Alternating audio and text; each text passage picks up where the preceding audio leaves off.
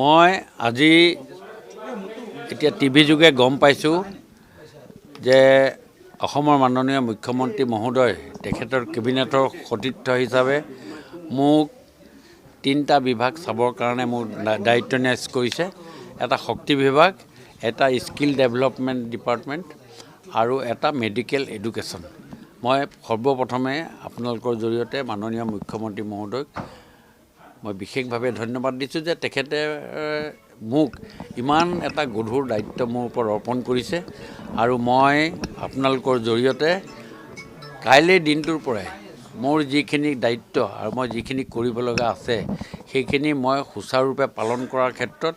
মাননীয় মুখ্যমন্ত্ৰী মহোদয়ৰ লগত আলোচনা কৰি আৰু সতীৰ্থ MLA বিধায়ক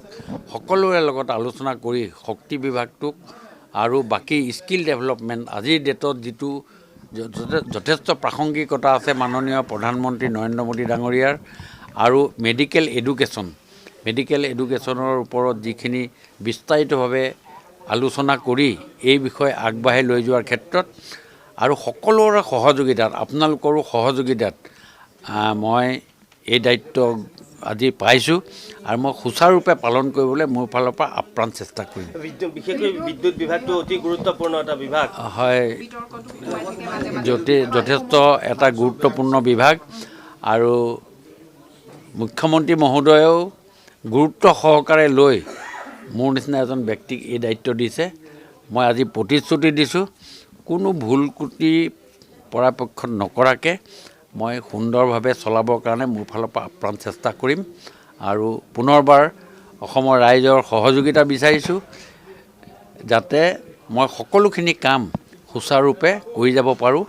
এইখিনিয়ে কথা আৰু লগতে যথেষ্ট চিন্তাও হৈছে ইমান ডাঙৰ এটা গুৰু দায়িত্ব যেতিয়া মুখ্যমন্ত্ৰী মহোদয়ে ন্যস্ত কৰিছে আৰু মই আপোনালোকৰ জৰিয়তে মুখ্যমন্ত্ৰীকো মই প্ৰতিশ্ৰুতি দিছোঁ